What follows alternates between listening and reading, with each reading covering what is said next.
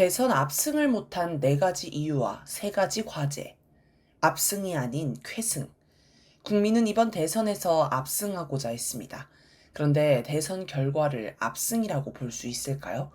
대선에서 압승이라고 이야기할 수 있으려면 55% 이상 득표하거나 득표율 차이가 15에서 20% 정도 났어야 합니다. 그 정도는 되어야 압승이라고 말할 수 있습니다.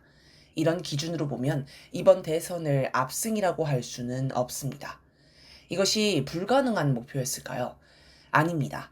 국민의 헌신적인 투쟁, 윤석열 파면과 국힘당의 분열로 우리는 압도적 승리를 할 수 있었습니다. 그런데 결과적으로 그렇게 안 됐습니다.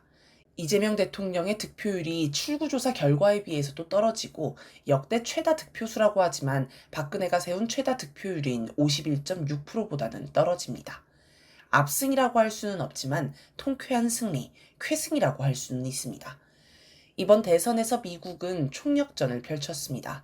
미국 의회, 도널드 트럼프 미국 대통령, 주한미국 대사 대리, 주한미군 사령관, 빅터 차 등의 무슨 전문가라는 자들, 미국 선거감시단이라는 어중이 떠중이까지 미국이 대선의 전면에 나섰습니다.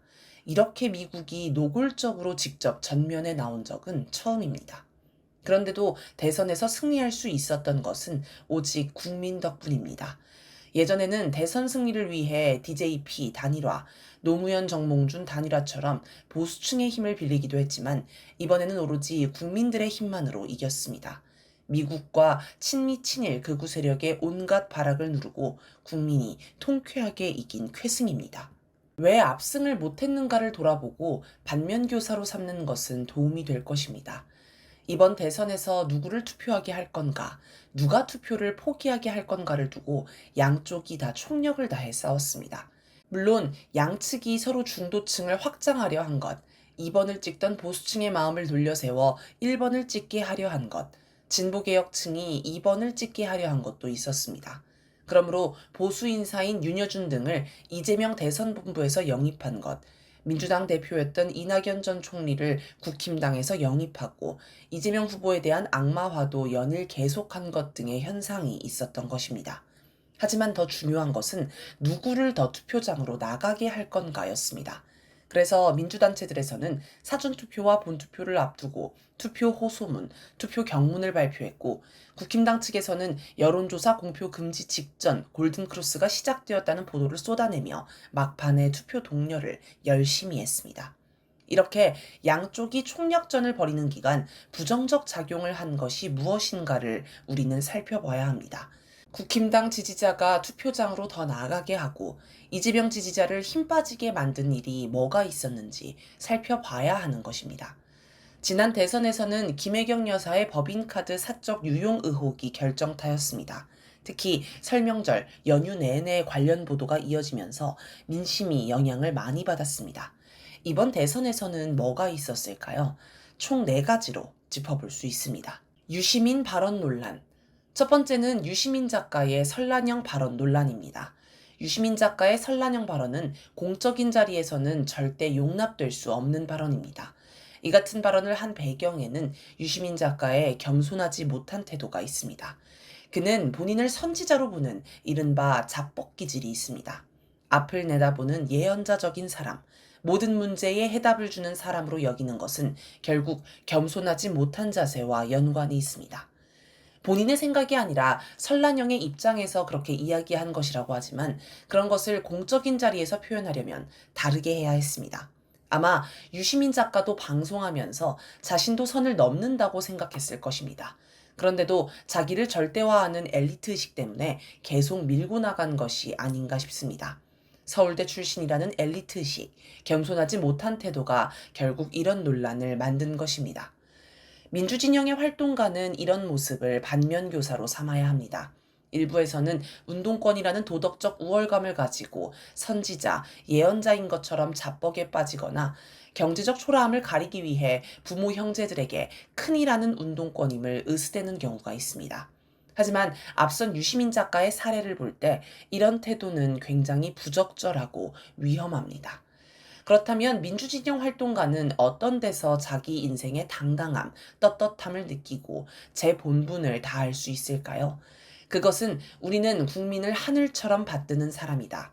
우리는 국민의 충직한 일꾼이다 라는 것에서 가져야 합니다. 이런 생각을 가슴속 깊이 새겨야 합니다. 그래야 유시민 작가식의 엘리트 의식을 극복할 수 있고 스스로 자기 정당성, 당당함을 가지고 살아갈 수 있습니다.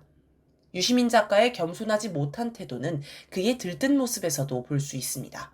설란형 발언도 그가 차분하지 못하고 들떴기 때문에 나왔습니다. 그는 이재명 55%, 김문수 35%, 이준석 10%로 각 후보의 득표율을 예상했습니다. 지난 총선에서 그의 예측이 맞았기 때문에 이번에도 맞출 것으로 생각했을 것입니다. 하지만 막상 출구조사가 예상과 다르게 나오자 갑자기 그는 탄식하며 쉽지 않겠다. 이재명 후보가 대통령에 당선되더라도 어마어마한 저항을 할 것 같다며 비관적인 전망을 내놓았습니다. 이 평가가 객관적으로는 맞을 수 있습니다. 그런데 그 평가를 할 때 그의 표정에 겁먹은 게 보입니다. 유시민 작가의 누나인 유시춘 EBS 전 이사장도 걱정했듯 자신이 했던 설란형 발언이 대선 결과에 부정적 영향을 줬을까봐 위축된 것입니다. 이렇게 들떠있는 모습과 겁먹은 모습은 동전의 양면처럼 본질이 같습니다. 국민 속에 뿌리내리지 못하고 괴리되어 떠 있으니 편향이 나오는 것입니다. 이를 해결할 방안은 국민 속으로 들어가는 것입니다. 하지만 유시민 작가는 국민과 괴리되어 있기 때문에 계엄 이후 승리해온 과정을 평가할 때도 민주당과 이 대통령을 중심으로 이야기합니다. 물론 국민이 계엄을 저지하고 이겨왔다고 이야기는 하지만 기본 방점은 이 대통령에게 가 있습니다. 이건 국민을 주인으로 보지 않고 몇몇 영웅을 중심으로 보는 개인주의적 관점입니다. 이런 영웅 심리, 엘리트주의가 겸손하지 못한 태도를 낳았고 이번 대선에서 부정적 영향을 미쳤습니다. 물론 전체 과정에서 유시민 작가가 이바지한 바는 부정적 영향보다 더 큽니다. 이재명 대통령의 대응. 두 번째로는 이 대통령의 대응입니다. 이 대통령은 유시민 작가의 발언을 어떻게 생각하느냐는 기자의 질문에 부적절한 표현이었던 것으로 보인다라고 말했습니다. 그 후 본인이 사과를 하셨다고 하니 우리 국민께서 용서하시지 않을까 생각한다 라고 사족을 붙였습니다.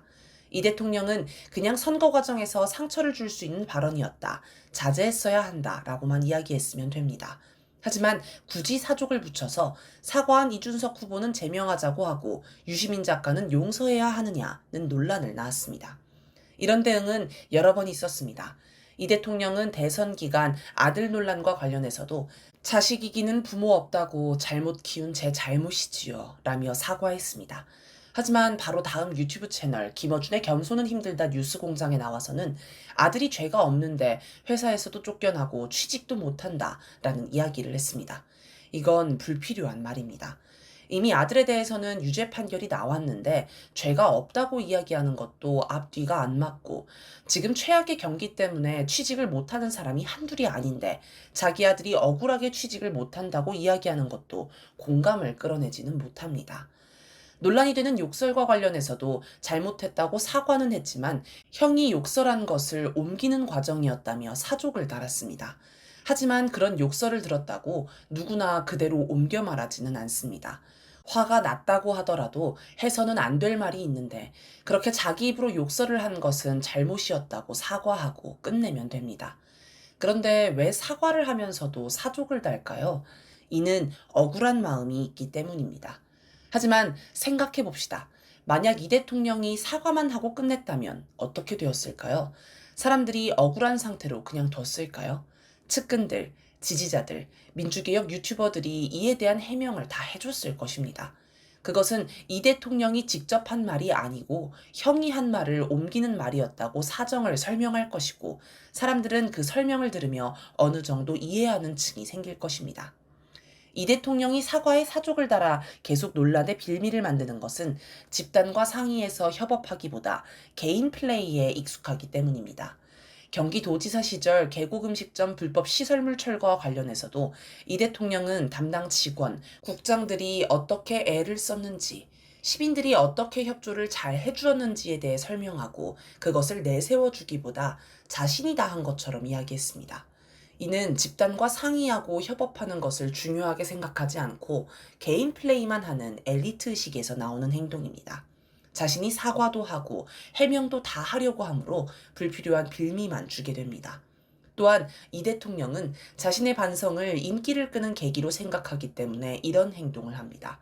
반성 자체에 집중하지 않고 나는 저들과 달리 쿨하게 반성한다고 생각하며 반성을 잘하는 것을 본인이 우월한 존재라고 과시하는 것으로 여기는 것입니다. 이는 2017년 대선을 앞두고 치러진 민주당 경선 때 상대 후보였던 문재인 대통령을 공격하고 이후 사과했던 모습에서도 볼 수 있습니다. 이 대통령은 경선 과정에서 모질게 문재인 대통령을 공격했다고 사과하면서도 내가 횟가닥했다라며 웃는 모습을 보였습니다. 국민을 중심으로 보지 않고 상대 후보를 깎아내리는 데만 골몰했던 자신의 모습이 얼마나 심각한지 모르고 가볍게 여기기 때문에 나오는 모습이며 진정으로 뉘우치지 않기 때문에 나오는 모습입니다. 이런 것을 볼 때 이 대통령은 나는 잘못을 쿨하게 인정하는 과정에서 배우고 고쳐나가는 훌륭한 사람이라는 자기 우월감이 있고 사람들이 자기를 좋아할 것이라는 자뻑 기질이 있습니다.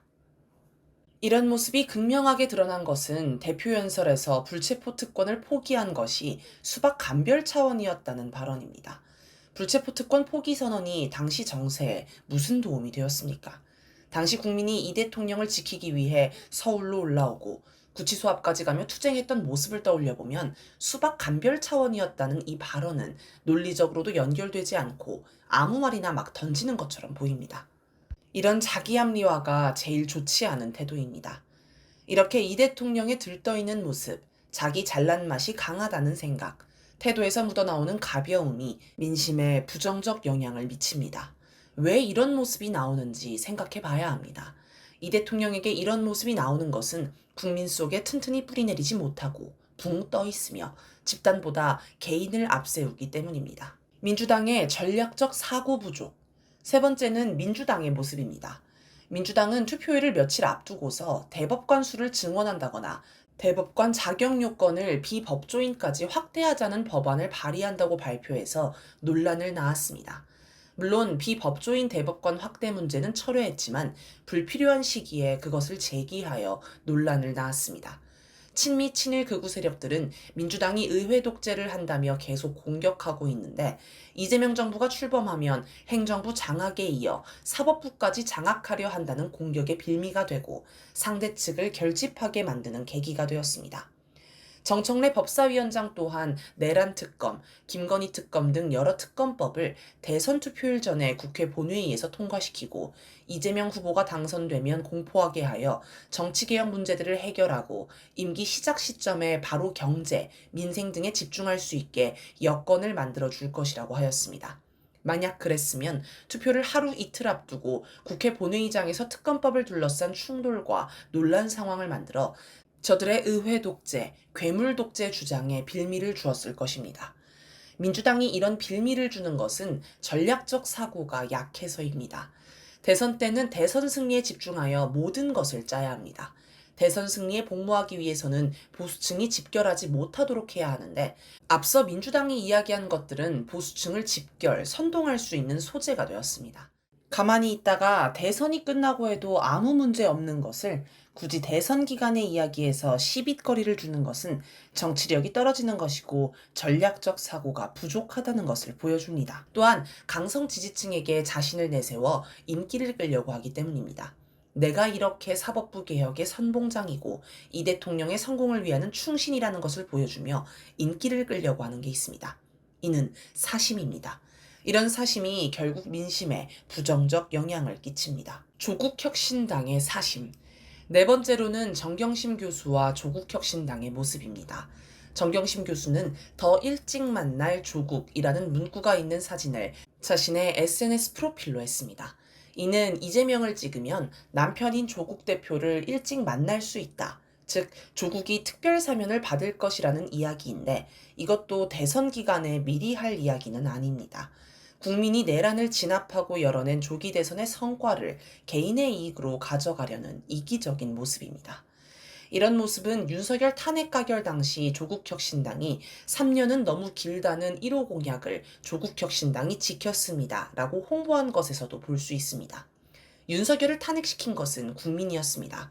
윤석열 정부 내내 촛불을 든 것도 국민이었고 계엄이 터지자 목숨을 걸고 국회로 나가 싸운 것도 국민이었습니다.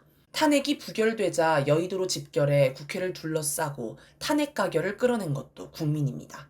하지만 조국혁신당은 국민 덕분입니다. 국민 여러분 정말 고맙습니다는 말 대신 국민의 성과를 자기 당의 성과로 가져가는 이기적인 모습을 보였습니다. 정경심 교수와 조국혁신당으로서는 조국 대표가 억울하다, 불쌍하다 생각할 수도 있지만 대선 기간에는 조국 대표를 비판하는 사람들도 끌어와서 투표하게 만들어야 합니다. 하지만 더 일찍 만날 조국은 개인적 이익을 내세우는 것처럼 보여 민심에 부정적인 영향을 주었습니다. 세 가지 과제. 이번 대선은 더 많은 성과를 내서 압도적 승리를 거둘 수 있었습니다. 하지만 앞서 본 이유로 더 거둘 수 있는 것을 놓치는 아쉬움도 있었습니다. 우리는 이를 반면교사로 삼아야 합니다. 첫 번째로 국민을 하늘처럼 여기는 일꾼이 되어야 한다는 것을 가슴속 깊이 새겨야 합니다. 그래야 한없이 겸손한 자세로 국민 속으로 뿌리 깊게 들어가 국민을 위해 일하는 일꾼이 될 수 있습니다. 두 번째로 동지들, 시민들과 함께 논의하는 집단 토론 공간을 소중하게 생각하고 이를 활성화해야 합니다. 집단 토론이 개인보다 우월하고 소중하다고 느끼는 동시에 이 공간에 책임감을 가지고 참여하여 집단 토론을 활성화하는 것에 이바지해야 합니다. 세 번째로 멸사봉공해야 합니다. 멸사를 해야 사익을 앞세우는 우를 범하지 않을 수 있습니다. 멸사를 하는 것이 쉽지만은 않습니다. 그러므로 우리는 멸사를 위해 쉼없는 인격 수양을 해야 하고 혁신해야 합니다.